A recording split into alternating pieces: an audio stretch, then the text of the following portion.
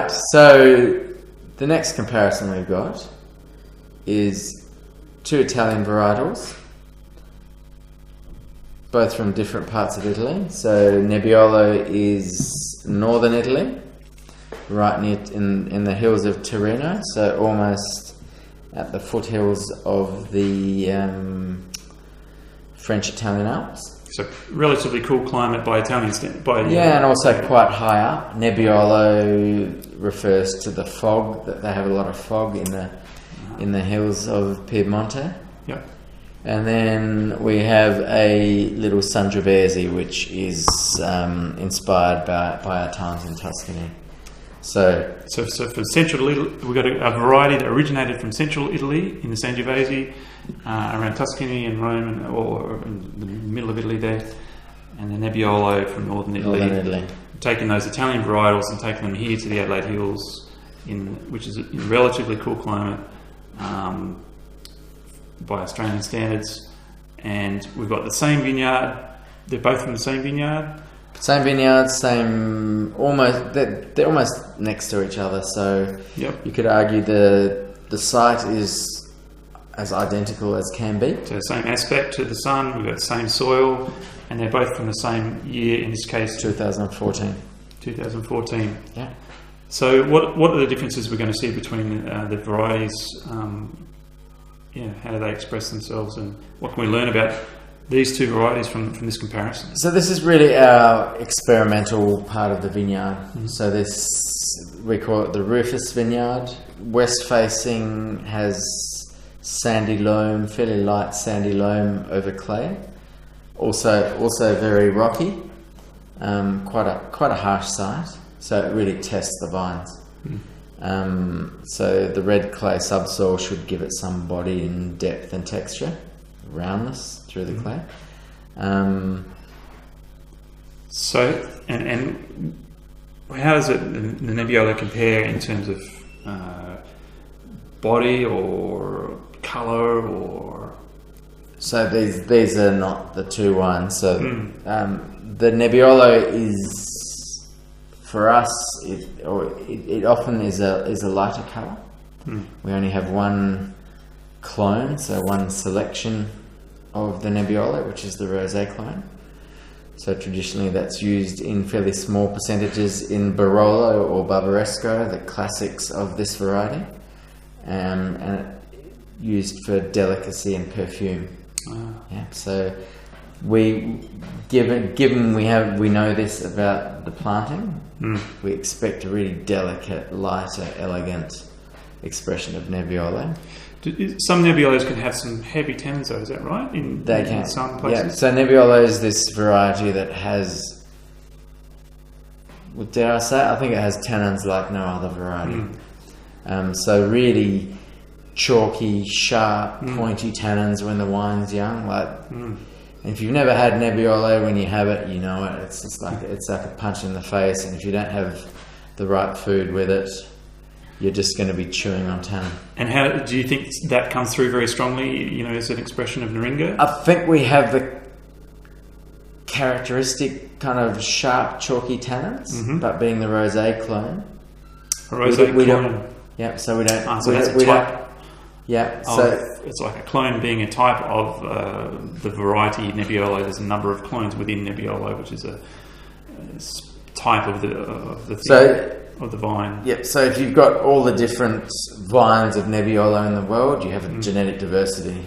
So clonal selection is off one vineyard which has a certain characteristic, so we've transplanted only one of those into our vineyard. So it's not a very broad gene pool, if you like. So that's the name of that clone is Rose, and what characteristics does that have? It's light, right, yeah, it's rosé. Rosé, sorry. Yeah, so it's used for the floral lightness, elegance. So it's not about the tannin. Not so heavy on the tannin. So we are planting some of the other clones as well going forward, and that will probably produce a richer, more full-bodied Nebiollo. It's a good, I think, entry to Nebiollo. Yeah, because a lot of people haven't tried a Nebiollo by itself and know what to expect. So yeah, as you say, a great entry to get to know the variety and an expression of Ngeringa and the Adelaide Hills through that variety? I think as far as the flavour spectrum, it's right there, bang on for Nebiollo. There's no fancy winemaking, not a lot of oak, no whole bunch. It's really, we destem it, ferment it, we submerge the skins 2 or 3 times a day. This spends 21 to 28 days, so 2 to 3 weeks on skins. Okay, so where the skin is in contact with the juice, and that's where the tannins come into the wine. And that's where you get the extraction. It's like steeping the grapes with the juice. Now that's, did you say how many days? Or 10 to 20? No, 21 to 28. So 3 to 4 weeks. Which is probably a longer maceration. I was going to say, that's a long time. So, but you're gentle with the skin, so you don't get too much tannin. That's the key, is it? We don't, and some years we've really worked them very hard to kind of get as much out as possible. But you can see it; the skins go pale, and there just isn't more there. So you can't force something that's you can get technical and add tannin, but we don't do that sort of stuff. It's all about expression of what's there. It is what it is, and for us, it's a work in progress.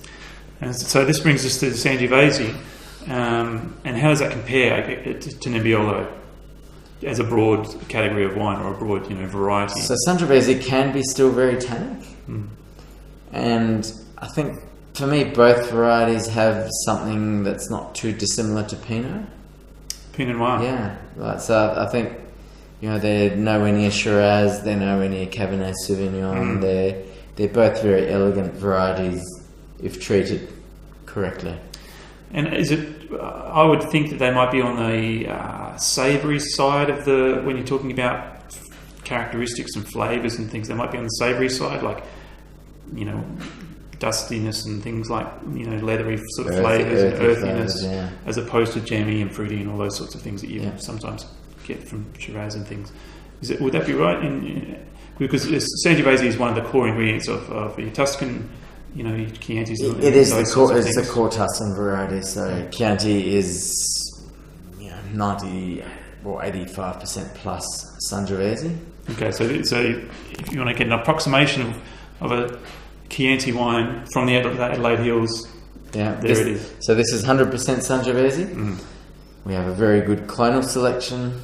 We've got very good pedigree of where the Sangiovese cuttings come from here, from some of the top estates in Chianti and also Brunello, where the richer Sangioveses come from. So the cuttings of vines are taken from those parts of Italy. We didn't take them ourselves. They came through the proper channels, and we bought them from nurseries. Yeah.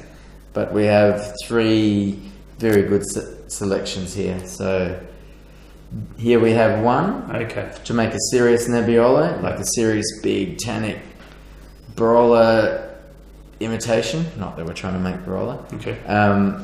We don't have the base material to do that. So more elegant. This we have, I think, a very serious work in progress. And you've got more complexity with different clones in there. Is that right? Or different aspects coming from those different clones of it's hard to say absolutely, but I think having those 3 good selections allow us to make what I think is quite a serious Sangiovese.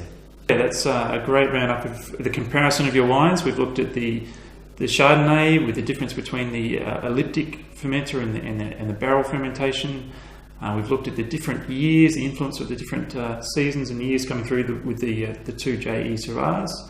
And now we've looked at the 2 Italian varietals and how those express themselves through the biodynamic vineyards and winemaking here at Ngeringa. So, Erin, thanks very much for joining us. Thank you, Barry. Cheers. Yep. And hopefully we can show you some more of our wines. Absolutely. Yeah.